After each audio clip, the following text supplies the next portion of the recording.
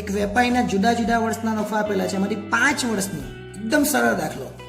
5 વર્ષે તો પહેલા 2માં અને છેલ્લા 2માં ડેશ પાડી દેવાનું, બીજું કંઈ જ નહીં કરવાનું. ખાલી 4 વારો હોય ને તો જ થોડુંક વિચારવાનું, બાકી 3 ને 5 બહુ ઇઝી, એમાં લીટી પણ છોડવાની જરૂર નથી. હું વર્ષ લખું છું અને બાજુમાં નફો લખું. પહેલા વર્ષ અને નફો છે એટલે નફો બી લખી દે, આ એટલે ટી આપીએ અને પછી લખીએ નફો.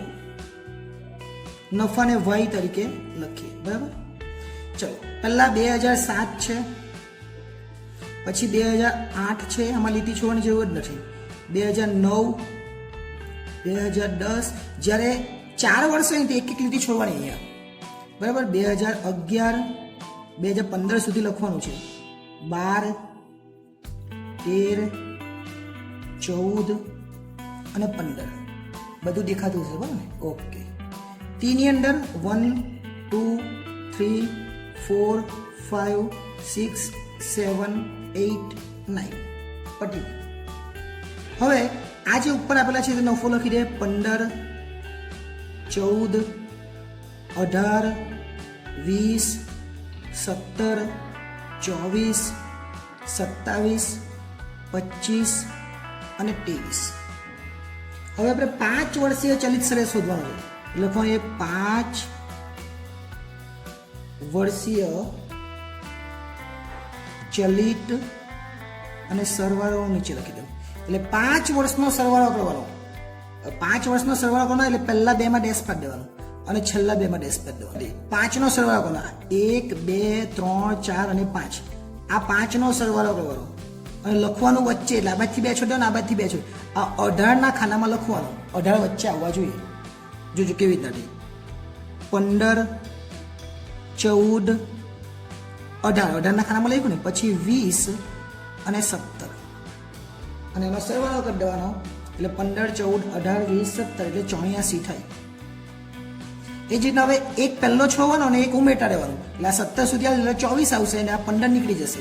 એટલે જો 14, 18, 20, 17 આવ્યા. હવે 17 પછીનો આંકડો કયો છે? 24. તો અહીંયા 24 લખી દેવાના. ઉમેરી દેવાના 84, સોરી આની અંદર ઉમેરવાના 14, 18, 20, 17 ને 24 એટલે 93 થાય. અને 84માં ઉમેરવું હોય તો ઉમેરાય જ ને, પણ એમાંથી 15 કરવાના ને 24 ઉમેરવાના, એવું કરવું પડે, બરાબર. ચાલો આગળ. હવે શું કરવાનું? 14 કાઢ નાખવાના, એટલે 18 થી ચાલુ કરીએ. 18, આ 18, 20 એ બધા આવવાના. 18, 20, 17 અને 24. અહીંયા સુધી 24 સુધી આવ્યા. 24 પછી કયા છે? 27. ત્યાં લખી દેવાના 27. સરવાળો કરી દેવાનો એટલે 106 થાય. હવે 20 થી ચાલુ કરીએ. 20, 17, 24, 27. 27 પછી આંકવા નથી તો અહીંથી લઈ લેવાનો 25. 106. એમાંથી આપણે 18 કાઢ નાખે તો બી ચાલે, વચ્ચે આ બધાનો સરવાળો કરે તો પણ ચાલે. 113. હવે 17, 24, 27 અને 25 અને છેલ્લો આંકડો એ વધ્યો તે 25 પછી 23. અને હવે અહીંયા 23 પછી ઉમેરવાનો આંકડો નથી ને અહીંયા, એટલે જ હવે નહીં આવે, એટલે અહીંયા સુધી જ આવે. કેમ કે હવે ધારો કે 24 થી ચાલુ કરીએ તો 23 પછી કયો આંકડો લેવાના? 23 તો આવી ગયા. હવે 23 પછી છેલ્લો આંકડો છે જ નહીં, એટલા માટે અહીંયા પૂરું થઈ જાય. એટલે 116. 1, 2, 3, 4 ને 5 જ મળી આપણને. ઉપરના 2 ને નીચેના 2 નીકળી ગયા. હવે શું કરવાનું? 5 વર્ષીય ચલિત સરેરાશ એટલે એ લખવાનું 5 વર્ષીય ચલિત સરેરાશ અને લખવાનું વલણ, કેમ કે આપણે શોધવાનું વલણ છે, બરાબર. ચાલો હવે શું કરવાનું? આ પહેલા 2 તો ડેશ જ, એ જ રીતના છેલ્લા 2 બી ડેશ. આ 84 ભાગ્યા કેટલા કરવાના? કેમ કે આંકડા કેટલા લીધેલા આપણે? 5. પંચવર્ષીય એટલે 5 એટલે 84 ભાગ્યા 5 એ આપણો જવાબ એટલે 16.8. એ જ રીતના 93 ભાગ્યા 5 એ આપણો જવાબ એટલે 18.6. 106 ભાગ્યા 5 એટલે 21.2.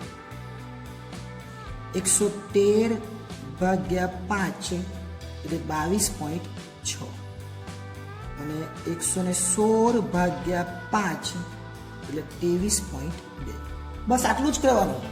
એટલે આટલું કરે એટલે આપણને કેટલા માર્ક્સ મળી જાય? 5 માર્ક્સ મળી જાય. એટલે 3 ચલિત વાળો હોય કે પછી 5 ચલિત વાળો હોય, બહુ ઇઝી છે, એકદમ ઇઝી. 3ની અંદર ઉપર એક લીટી અને નીચે એક લીટી છોડી દેવાની. જ્યારે 5 વાળો હોય તો ઉપર 2 લીટી અને નીચે 2 લીટી છોડી દેવાની. 4 વાળામાં પણ એવું જ છે, ઉપર 2 અને નીચે 2. પણ 4ની અંદર થોડુંક અલગ છે, 2 વખત કરવું પડે છે, જે આની આગળના દાખલામાં આપણે જોઈ લીધું.